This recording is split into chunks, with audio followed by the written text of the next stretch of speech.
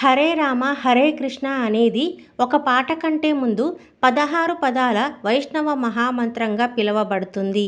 ఇది కలి సంతరణోపనిషత్తులో పేర్కొనబడింది. ఈ మంత్రాన్ని మొట్టమొదట 15వ శతాబ్దంలో చైతన్య మహాప్రభు భక్తి ఉద్యమంలో వ్యాప్తి చేశారు. ముఖ్యంగా బెంగాల్ మరియు ఒడిశా ప్రాంతాలలో.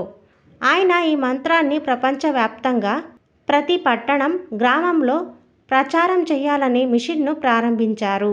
1960ల నుండి Bhakti Vedanta Swami Prabhupada, international society for Krishna conscious ISKCON ద్వారా ఈ మంత్రాన్ని పాశ్చాత్య దేశాలలో ప్రచారం చేశారు. దీనిని పాట రూపంలో కూడా ప్రాచుర్యం చేశారు.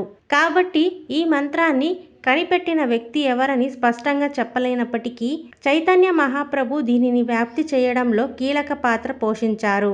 మరియు ఆధునిక కాలంలో భక్తి వేదాంత స్వామి ప్రభుపాద దీనిని పాటగా ప్రపంచవ్యాప్తంగా ప్రచారం చేశారు.